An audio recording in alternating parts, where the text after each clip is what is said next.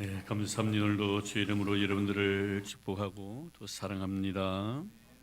사순절 기간을 맞이해서 오늘도 더더욱 우리 성도들이 신앙 안에서 믿음으로 늘 승리하기를 바라는 마음으로 오늘도 본문 말씀을 선택했습니다. 두렵고 떨림으로 구원을 이루어라. 마태복음 22장을 보면 예수님께 이런 말씀을 하십니다.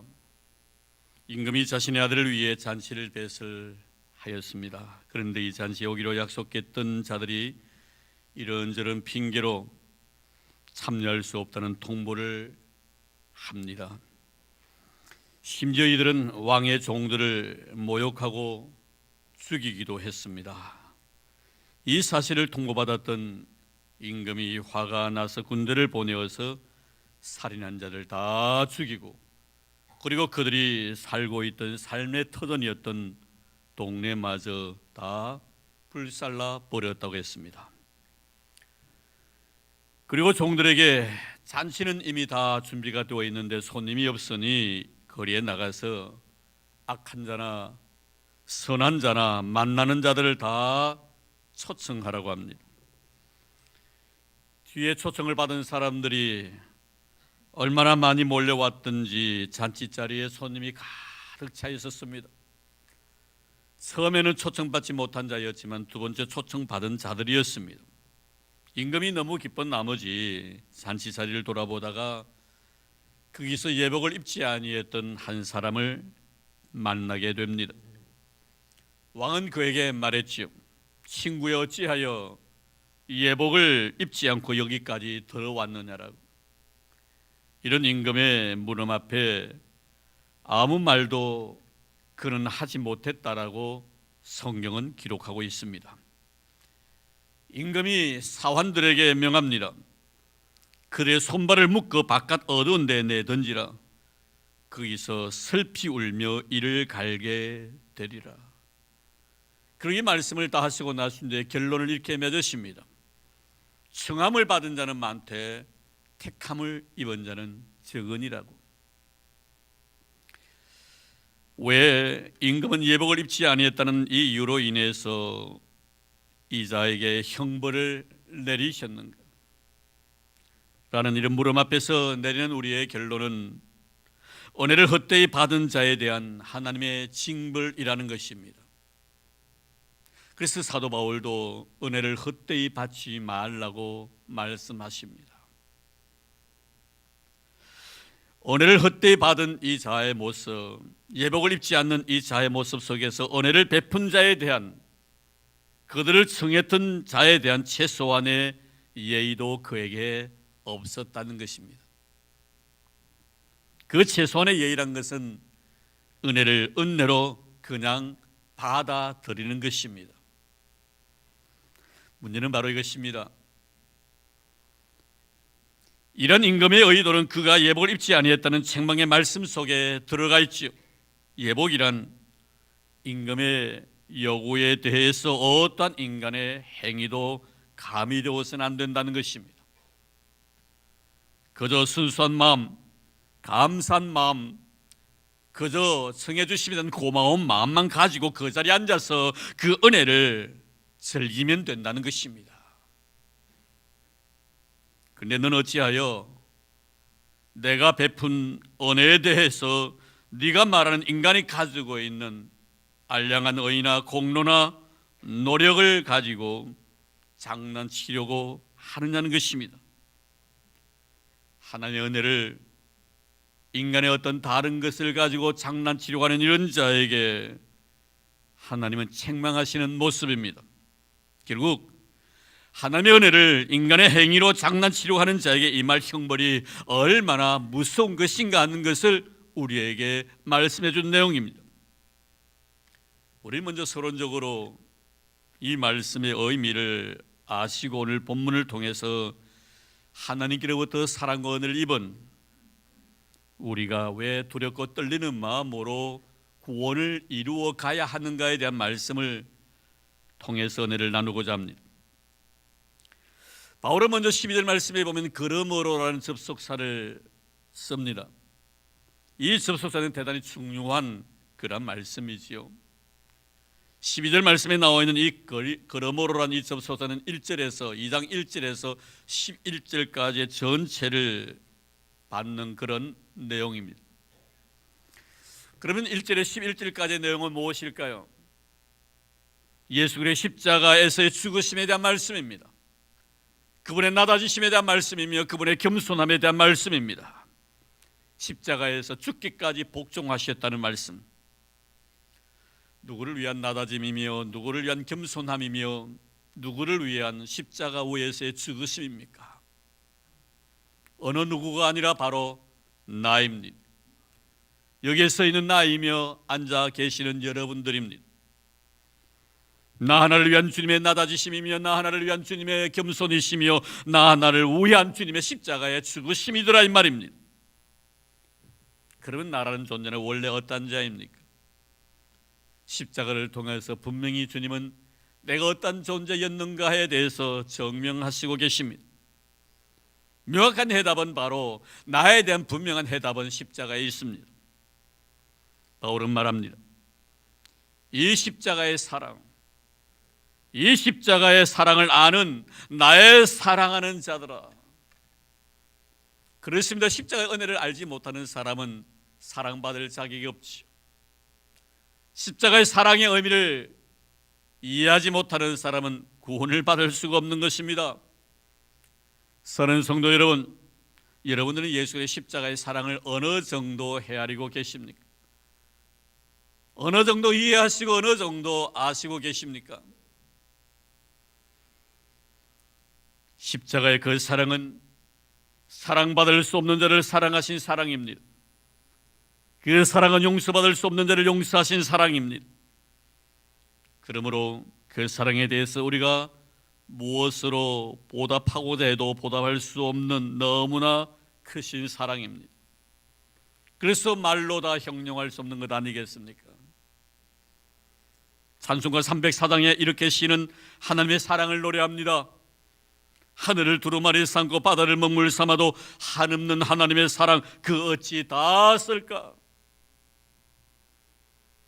나에 대한 사랑이 너무나 크기 때문에 말로서 표현할 수 없다는 고백입니다. 이런 은혜를 우리가 입었기 때문에 누가 보든지 아니 보든지 나 있을 때든지 나 없을 때든지 바울이 말합니다. 항상 복종하여 두렵고 떨리는 마음으로 너희의 구원을 이루어라. 너희의 구원을 이루어라. 여기서 구원이란 이미 이루어진 과거적인 의미가 아닙니다.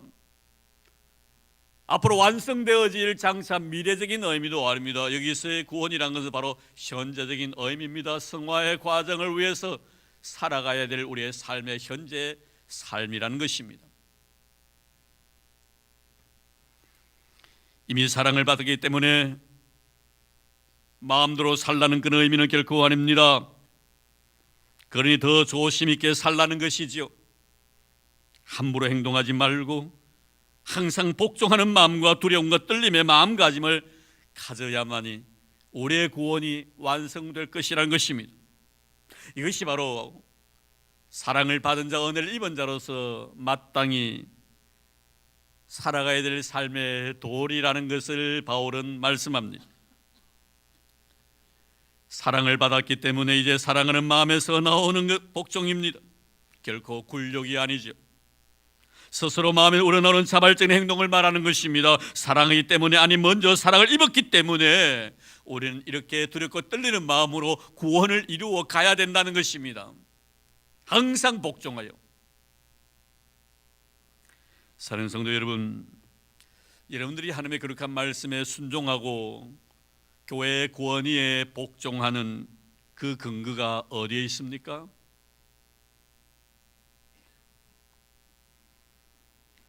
그것은 바로 사랑받을 수 없는 나를 사랑해 주신 하나님의 나에 대한 사랑에 근거한다는 것입니다.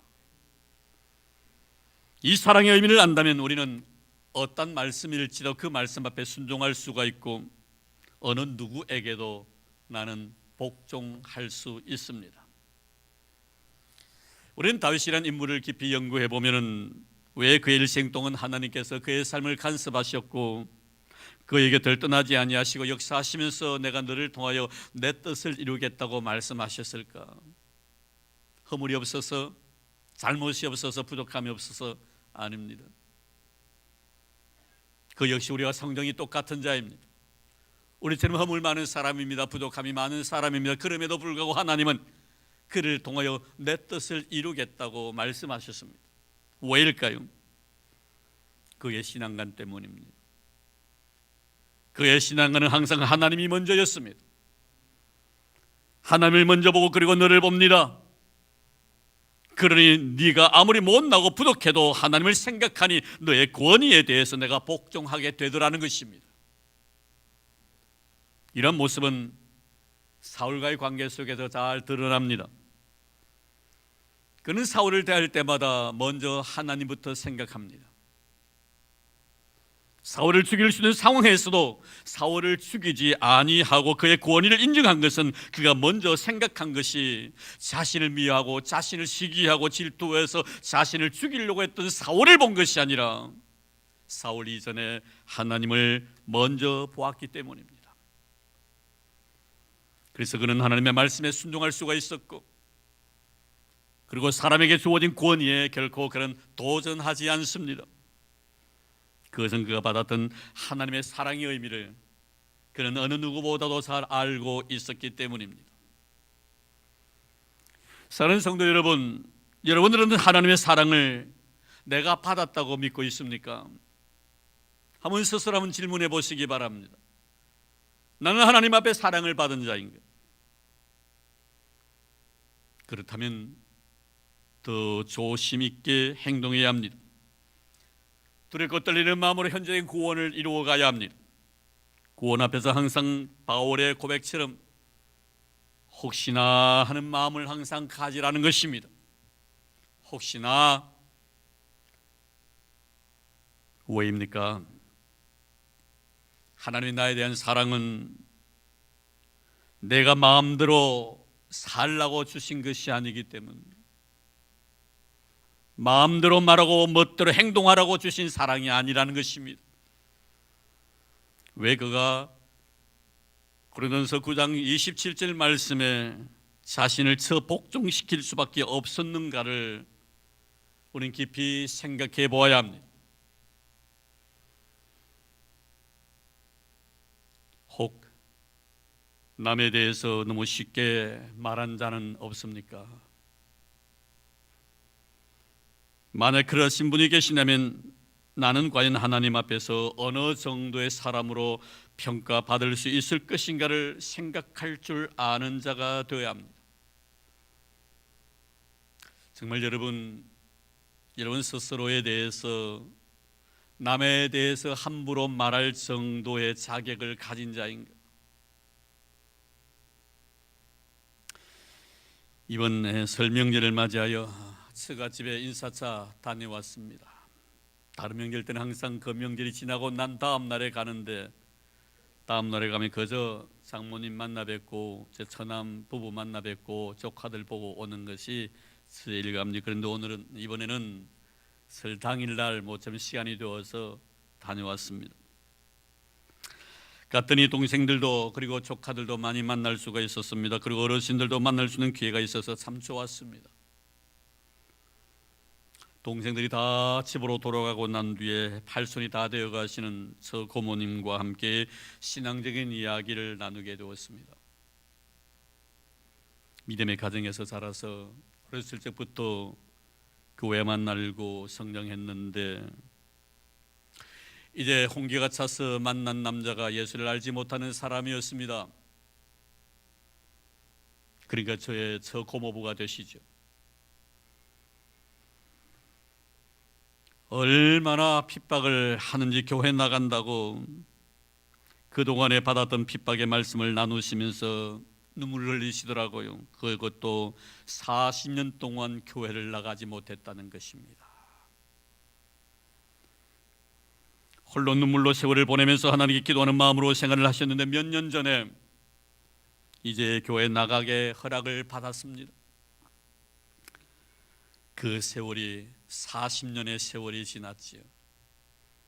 그리고 난 뒤에 몇 해가 지난 후에 고모부님이 세상을 떠나시게 되었는데 마침 임종하시기 전에 세례를 받고 싶다고 하시기에 세례까지 받으시고 눈을 감으셨다는 것입니다. 그러면서 그 말씀하시면서 저 고모님이 눈시울을 붉히시더라고요. 하나님 은혜가 얼마나 감사했던지 그때부터 삶이 천국이더라는 겁니다. 시간마다 하나님께서 말씀으로 자신에게 다가오시는데 목사님의 말씀이 꿀과 송이꿀보다 더 달더라는 것입니다. 계속 말씀이 나를 자극하고 말씀이 내 자신의 삶을 갖다 완전히 사로잡는데 견딜 수가 없다는 겁니다. 머리끝부터 발끝까지 뜨거움이 불타고 자나 일어나 항상 입술엔 산송이 흘러넘쳤다는 것입니다. 집에서도 일을 해도 밥을 먹어도 무슨 일을 해도 입술에 산송이 끊어지지 않더라는 것입니다. 저는 그 간증을 들으면서 참 은혜를 많이 받았습니다. 그런데 문제는 한참 은혜로 말씀을 하시는 갑자기 자신이 섬기고 있는 교회 한 집사님을 거론하시면서 그 집사님의 신앙이 얼마나 좋은지, 신령한 영의 눈이 열려서 모든 것을 볼 수 있는 능력을 가진 자인데 교회에 들어오면 때로는 더러운 것이 보여서 구역질이 난다고 하더라는 것입니다. 교회에 들어오면 구역질이 난다. 신령한 영혼의 눈을 가지고 있는데 교회에 들어오니까 구역질이 난다. 더러운 것이 보여서. 말씀을 중단시키고 이렇게 말씀드렸습니다. 고모님 참 죄송합니다만 그분 더 이상 만나시면 안 될 것 같습니다. 하나님의 교회에 들어오니 구역질이 난다는 말씀이 무슨 말씀입니까? 무슨 이유에서 그런 말씀을 하시는지 저는 잘 모르겠지만 그 말을 듣는 순간 제가 구역질이 나네요. 얼마나 그분이 깨끗한지.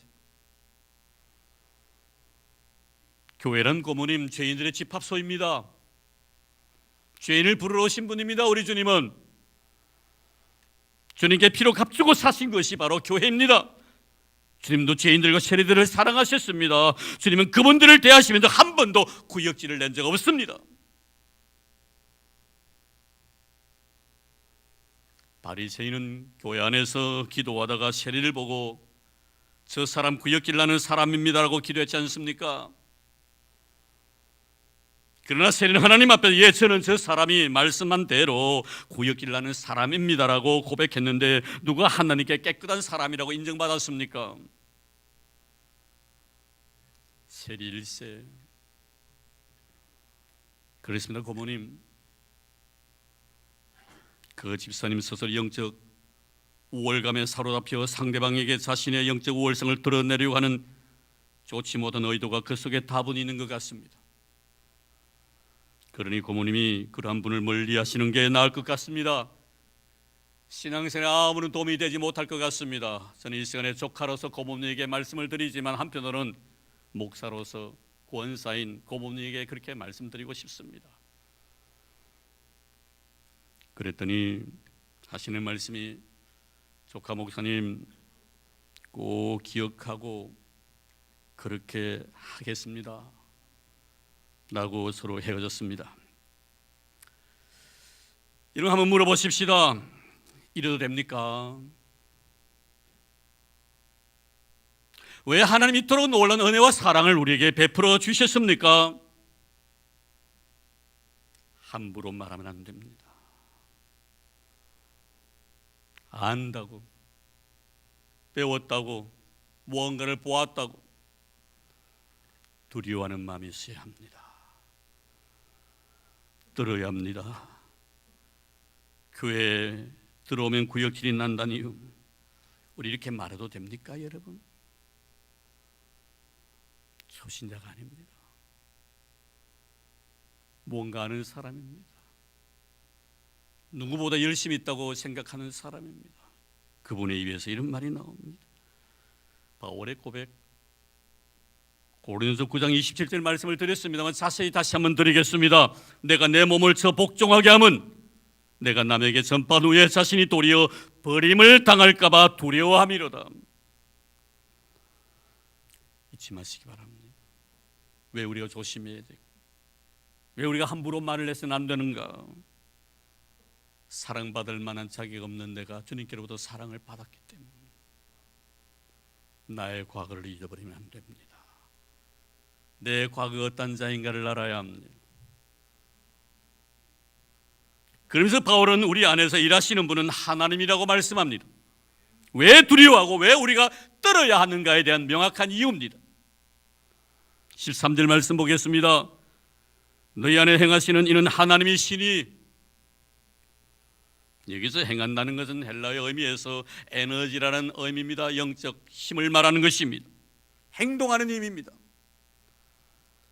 그러니까 하나님께서 우리 안에 거룩한 의도와 거룩한 목적을 가지고 내 안에서 하나님이 지금도 일하시고 계신다, 이 의미입니다. 하나님의 목적을 나를 통해서 이루고자 원하시는 하나님의 아름다운 나에 대한 훈련의 과정입니다. 이것이 나를 통하여 하나님께서 일하시는 방법이지요. 마르틴 루터는 하나님의 사랑에 대해 이렇게 정의를 내립니다. 하나님의 사랑은 대상을 찾으시는 것이 아니라 대상을 만들어 가신다고. 사랑의 대상을 만들어 가신다는 겁니다. 이미 사랑하기로 작정하셨지만 그 사랑하기로 작정한 자를 사랑하시기 위하여 창조해 나가신다, 만들어 가신다는 겁니다. 야곱을 그대로 사랑할 수 없습니다. 야곱을 사랑하기로 했지만 그 모습 그대로는 사랑할 수가 없습니다. 그래서 이스라엘로 변화시켜서 사랑하시는 것입니다. 이미 하나님은 시몬을 사랑하기로 작정하셨습니다. 그러나 시몬 그들의 모습, 인간적인 모습을 가지고는 사랑을 할 수가 없어. 그래서 그를 베드로로 만드시고 하나님께서 사랑을 하시는 것입니다. 바울도 마찬가지입니다. 사울로서는 안 됩니다. 하나님께서 일하십니다. 그를 위해서. 그래야 결국에는 그를 바울 만드시더니 얼마나 그를 사랑하셨던지요. 그렇습니다, 여러분. 내가 할 수 없는 것을 할 수 있게 하셔서 할 수 없는 그것을 하게 하십니다. 내가 사랑할 수 없는 것을 나로 하여금 사랑하게 만드셔서 사랑할 수 없는 그것을 사랑하게 하십니다. 내가 겸손하지 못할 때 나로 하여금 겸손할 수밖에 없는 자로 만드셔서 겸손하게 하시는 것입니다. 기도하는 것도 마찬가지입니다. 내가 기도하지 아니할 때 나로 하여금 기도할 수밖에 없는 자로 만드셔서 기도하게 하시더라는 거예요. 그렇죠, 여러분. 처음부터 사랑을 아는 자가 있었고 처음부터 누가 기도했었습니까? 바울 보십시오.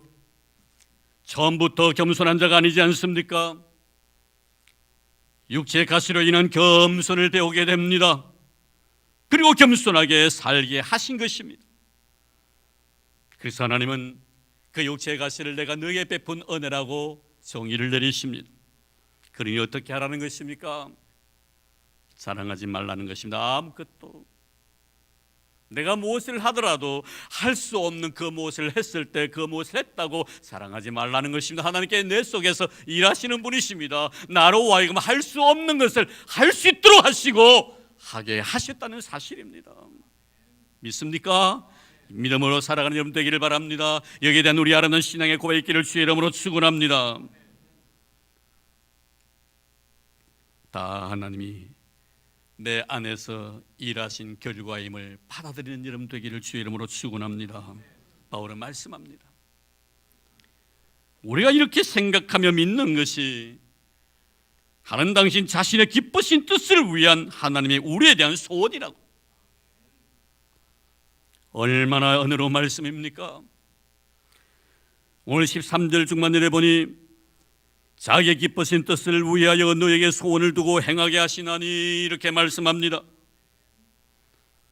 내가 스스로 행할 수 없으니까 나로 하여금 할 수 있는 힘을 주시고 그 힘으로 행하니까 그것으로 인하여 기뻐하시는 하나님. 내 힘으로 하는 것 아니지 않습니까? 하나님께 할 수 있는 힘을 주셨는데 하나님께 할 수 있는 힘을 주신 그 힘으로 가지고 행하니 그 행함을 바라보시고 주님께서 기뻐하시고 하나님의 은혜로 인하여 내가 이렇게 살아가고 있습니다는 신앙 고백을 드릴 때 그 고백이 듣고 싶은 것이 나에 대한 하나님의 소원이더라 이 말이에요.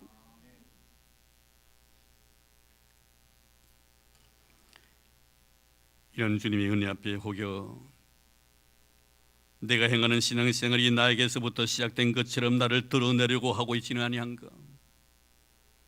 그래야 항상 나를 성찰하며 하나님 앞에서 두렵고 떨리는 마음을 가져야 된다는 것입니다. 그리고 우리는 고백해야 합니다. 다 하나님께서 하신 일이라고. 그것이 정리가 되어지면요, 그 다음 말씀 보면 원망과 시비가 없어집니다. 14절 보겠습니다. 모든 일을 원망과 시비가 없이 하라. 왜 원망과 시비가 일어납니까? 하나님을 두려워하는 마음이 없기 때문입니다. 여러분, 원망과 시비는요, 이스라엘 백성들이 가지고 있었던 오래된 죄의 모습입니다. 그들이 광야 생활 40년 동안 출애굽 제1세대들이 여호수아와 갈렙을 제외해서 모든 사람들이 한 사람도 가나안 땅을 밟지 못한 이유가 어딘 줄 아십니까? 바로 이 원망과 시비 때문입니다. 이 원망과 시비가 바로 하나님을 두려워하는 마음이 없기 때문에 일어나는 현상들입니다. 하나님의 소원이 무엇인지 모르기 때문에 그런 거예요. 하나님의 소원이 무엇입니까? 원망과 시비가 없는 것입니다. 내가 하나님의 사랑을 입은 자라는 사실을 내가 인정할 때 원망할 필요 없고 시비할 가치도 없는 것 아니겠습니까? 하나님의 나에 대한 소만 안면요, 원망할 수 없습니다. 예수님의 제자를 보십시오. 길거리에서 세베대 아내인 야고보와 요한의 어머니가 예수의 두 아들에 대한 인사청탁을 합니다. 하나는 우편에 하나는 좌편에 앉게 해달라는 것 아닙니까?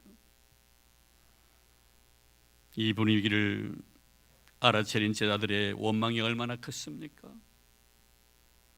한때는 거리에서 시비까지 붙습니다. 네가 크니 내가 크니 하고 말입니다. 네가 높니 내가 높니 하면서 시비까지 벌어집니다. 네가 신앙생활 잘하니 내가 신앙생활 잘하니, 네가 능력이니 내가 능력이니 서로 시비를 하더라 이 말입니다. 이런 무슨 일 아닙니까? 왜 시비하고 원망합니까? 다 자기 소원 때문인 것입니다. 사람이 자기 소원이 크게 되면요, 하나님의 뜻을 헤아리지 아니합니다.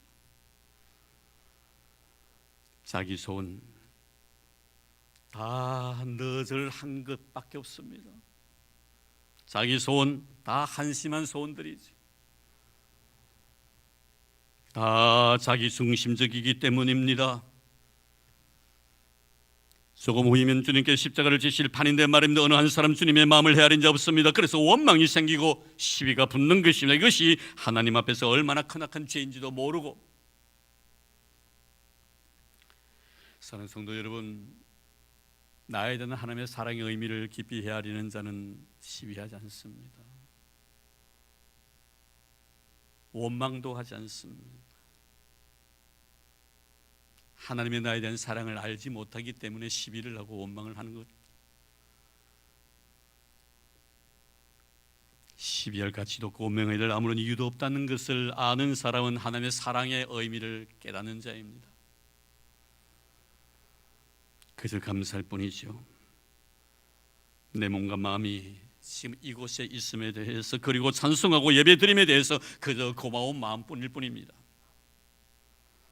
두렵고 떨리는 마음으로 이제 우리는 현재적인 구원을 이루어가야 할 것입니다. 이것이 바로 성화의 과정입니다. 사랑을 받았기 때문입니다. 어느 누구보다 은혜를 많이 받았기 때문입니다. 그래서 세상 사는 사람들이 살아가는 삶보다 우리가 더 경건하게 살아가야 될 이유가 바로 여기에 있는 것입니다. 두려워하는 마음과 떨리는 마음으로 주님 앞에 설 수 있는 자가 되어야 합니다. 혹 내가 받았던 은혜 때문에, 내가 입은 사랑 때문에 하나님의 영광을 가릴까 봐 그러므로 우리는 함부로 마음대로 생각나는 대로 말하면 안 됩니다. 사랑을 받은 자이기 때문입니다. 내 과거 어떤 과거를 가지고 있다는 것을 아는 자, 전적으로 타락하고 완전 부패된 자인 것을 아는 자는 절대로 함부로 말하지 않습니다. 그로 예수 그리스도의 사랑 안에서만 자유하십시오. 주의 사랑 벗어나지 마시기를 바랍니다. 사랑을 받은 자로서의 삶의 의미를 아는 자는 항상 두려워하고 떨리는 마음으로 구원을 이루어갑니다. 승함을 입은 자는 많되 택함을 입은 자는 적으니라. 택함을 받지 못할까 봐 두려워서가 아닙니다. 내가 택함을 받았기 때문에, 내가 택함을 받았기 때문에 더 두려워하고 더 떨리는 마음으로 하나님의 거룩한 구원을 이루어 가야 합니다. 이런 은혜가 우리 교회 위에 우리 성도의 모든 삶에 충만하기를 주의 이름으로 축원합니다. 하나님 감사합니다. 사랑의 의미를 깨우치게 도와주셨고, 왜 우리가 두렵고 떨리는 마음으로 구원을 이루어가야 되는가를 깨닫게 해주셨습니다. 내가 아니었습니다. 하나님께서 내 속에서 일하셨습니다. 사랑할 수 없는 나에게 사랑할 수 있도록 만드셔서 사랑하게 하셨습니다. 용서할 수 없는 나에게 용서할 수 있는 은혜를 베풀어 주셔서 용서하게 하셨습니다.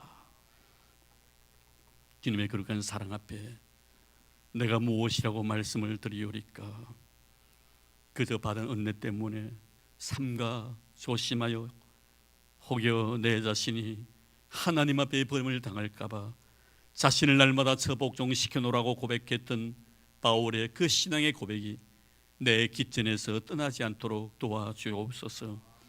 많이 사랑받았기에, 큰 은혜를 받기에 우리는 이렇게 살아가야 됩니다.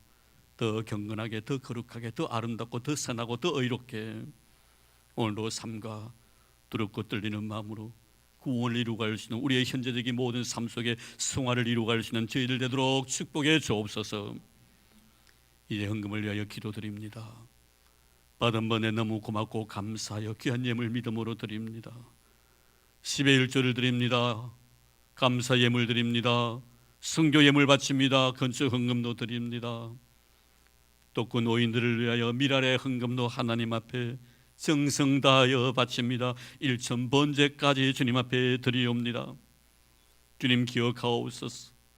받은 번에 너무 고마워서 드릴 수밖에 없는 은혜 입은 자로서의 드림이오니 이 드림을 기뻐 흠양해 주시기를 원합니다. 그리고 들어가도 복을 받고 나가도 복을 받는 우리 성도들이 다 되도록 주님 도와주시기를 원합니다. 사업이 날로 날로 번창하게 도와주시고 생업위에 복을 부어 주옵소서. 떡반죽 그릇이 복되게 도와주시며 삶의 지경이 넓어지게 도와주옵시고, 성령의 기름이 가정가정들마다 바치는 손길마다 마르지 아니하도록 두 손들어 복을 부어 주시옵소서. 고맙습니다 하나님. 감사합니다 하나님. 죄 은혜 잊지 않고 믿음으로 드릴 수 있도록 은혜 베풀어 주신 만복의 그런 대신 예수님 이름으로 기도드리옵나이다. 아멘.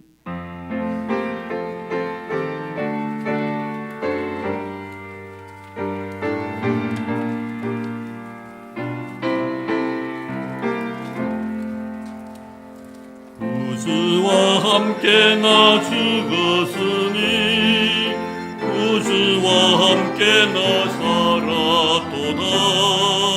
영광의 그날에 이르도록 언제나 수만 바라봅니다.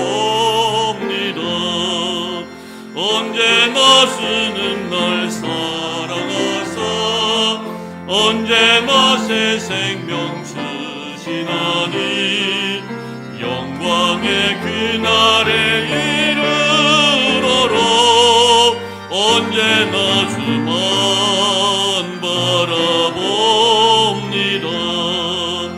마음속에 시험을 받을 때와 무거운 근심이 있을 때에 주께서 그때도 같이 하사 언제나 나를 도와주시네. 언제나 쓰는 날 사랑하사 언제나 새 생명 주시나니 영광의 그날에 이르도록 언제나 수만 바라봅니다. 뼈 아픈 눈물을 흘릴 때와 쓰라릴 말 할 때 주께서 그때도 같이 하사 언제나 나를 생각하시네. 언제나 주는 날 사랑하사 언제나 새 생명 주시나니 영광의 그날에 이르도록 언제나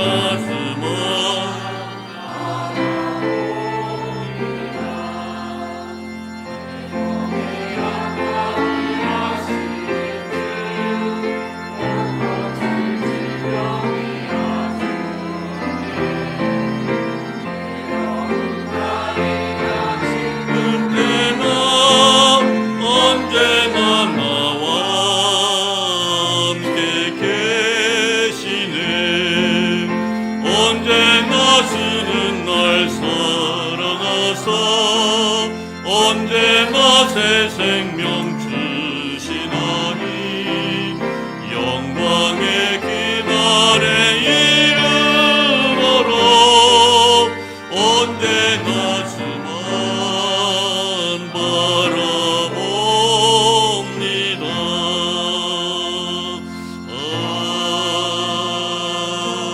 아멘. 네, 교회 소식 알려드립니다. 주보 참고해 주시기를 바랍니다.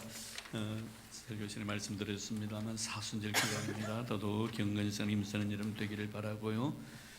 다음 주 우리 귀양별 원래 그리고 자녀를 위한 기도회가 있습니다. 자녀를 위한 기도회에 대한 유인물은 다 들었습니까? 가지고 계십니까? 받았습니까? 예, 거기다가 이런 기도의 제목을 쭉 일주일 동안 기도하면서 쓰시고요. 다음 주일날 다 기도하며 이어주시면은 우리 엘리야 중보 기도팀들이 여러분들 위해서 기도해 드릴 겁니다. 그리고 자녀들을 위한 기도에 기도 제목을 써주시고 또 다음 주일은 우리 모든 자녀들이 찬양 예배 다 참여할 수 있도록 이런 꼭 자녀를 데리고 예배에 임하시기를 바랍니다.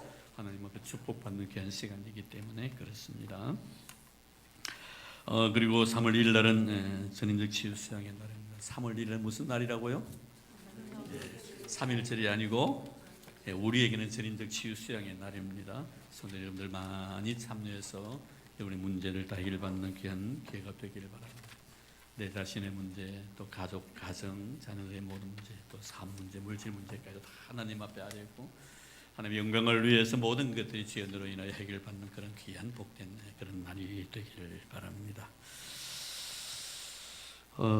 그리고 주보에 기재되어지지 않는 몇 가지 강구드리겠습니다. 오늘 우리 찬양대원들이 물론 설 연휴이기 때문에 다 오늘 성도들 다 참여하지 못했습니다만 우리 찬양대에서 찬양대원을 하기를 원하시는 분 꽉 채워서 한 50명 앉았는데 지금 교사들 교회 헌신 예배 헌신하시는 분 일부 예배 마치고 지금 여기에 참여하지 못하고 있으니까요. 그분들이 다 참여하지 않으니까 많이 찬양대석이 비었습니다. 그리고 여러분들이 혹시나 찬양대로 원하시는 분이 계시면 신청해 주시길 바랍니다. 오늘도 뭐 찬양대원도 몇 번 받았습니다만 많이 참여해서 찬양대가 메워줬으면 하는 바람입니다. 이런 목소리 하나님의 영광 돌리는 거룩한 목소리 되기를 바랍니다. 아멘. 네, 찬양대원을 많이 신청하셔서 자원해 주시면 고맙겠습니다. 그리고 우리 김신욱 장로님께서 오늘 손자 돌을 맞이해서 다원이와 가온이 쌍둥이 주신 은혜에 대해서 감사하는 마음으로 떡을 준비했다고 합니다. 우리 고마움의 표시로 박수로 보답합니다. 감사합니다.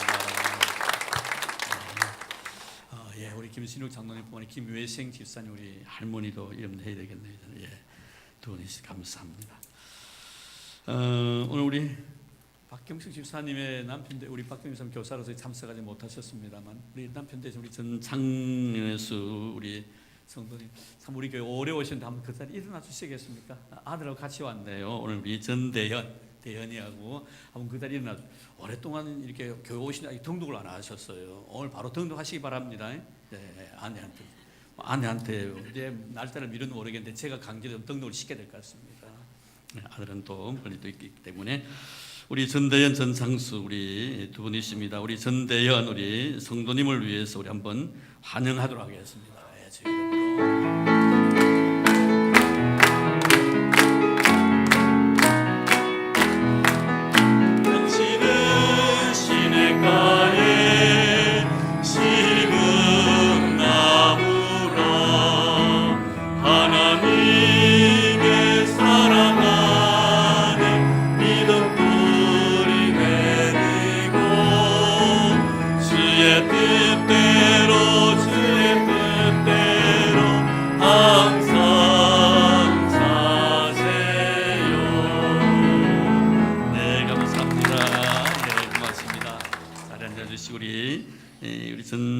전상수 우리 성도를 위해서 한번 기도드리도록 하겠습니다. 제가 이렇게 강제적으로 등록시켜야 등록할 것 같습니다. 아내 말을 아마 잘 들으신 분 같은데 이건 잘 안 듣는 것 같아요. 자, 우리 한번 기도하겠습니다. 하나님 감사드립니다. 오늘 이렇게 복되고 아름다운 날 우리 사랑하는 대연이 아버님 전창수 성도님 우리 대연이와 함께 하나님 앞에 예배드리게 해주시니 너무나 감사드립니다. 오랜 세월 동안 우리 교회에 몸담고 신앙을 하신 분이십니다. 사랑하는 아내 박경숙 집사님을 통해서 남편도 이렇게 영혼 구원받게 도와주시고 사랑하는 아들까지 영혼 구원받게 해주시니 너무나 감사합니다. 홀로 영광 받아주시고 앞으로 남은 생애가 복되게 도와주시고 하는 일들마다 다 형통케 하시고 힘듦이 없게 하시고 걸어가는 길이 시온의 대로처럼 열려지는 은혜를 베풀어 주시기를 원합니다. 항상 가정의 평강의 복을 주시고 자녀 손들이 주의 귀한 아들로 인하여 큰 복을 받게 도와주시옵시며 그 아버지 가문이 복되게 도와주시옵시며 하나님 앞에 축복받기에 부족함이 없는 아름다운 믿음의 가문으로 가정으로 세워주시기를 원합니다. 이제 우리 교회 동록에 신앙생활 할 때 하나님 큰 은혜가 있게 도와주시고 주님 그 아름다운 이름을 주의 생명록에 기록해 주셔서 변치 않는 주의 사랑에 이끌림 받게 하여 주옵소서. 날마다 주님의 은혜 속에 살아갈 수 있는 복을 허락해 주시기로 약속하신 예수님 이름으로 기도드립니다. 아멘. 네, 감사합니다. 뭐 MD는 다 정해지진 않았지만 다음 주를 하도록 하겠습니다. 이제 우리 다 일어나 주시기를 바랍니다. 자, 우리 곁에 있는 분들 인사 나눌까요? 새해 복 많이 받으시길 바랍니다. 우리 준삼층에도 인사 서로 나눠주시고요. 우리 준삼층에 사람을 많이 왔는데 이 자리에 많이 비어 있어요. 앞자리부터 채우시면 더 고맙겠습니다. 감사합니다. 자, 한 번 더 인사 나눌까요? 두렵고 떨림으로 구원을 이루어 갑시다. 두렵고 떨림으로 구원을 이루어 갑시다. 예, 감사합니다.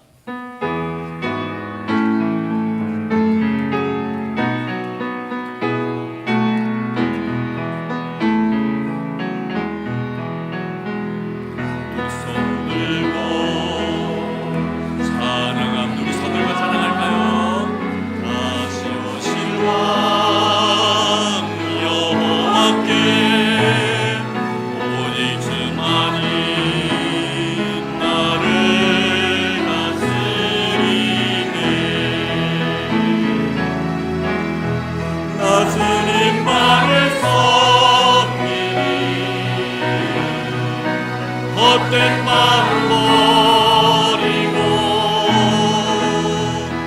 성령이여 내 영혼 충만하게 하소서. 주님 앞에 내 생명 드리리라.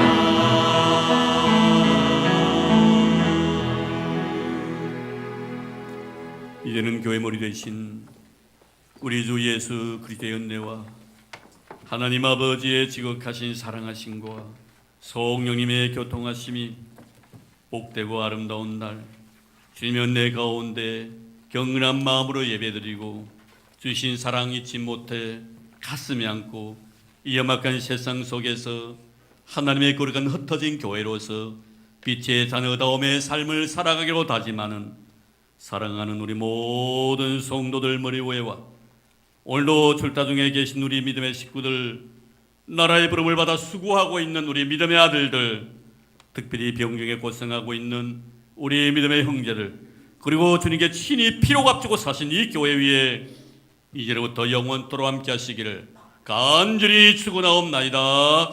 아멘.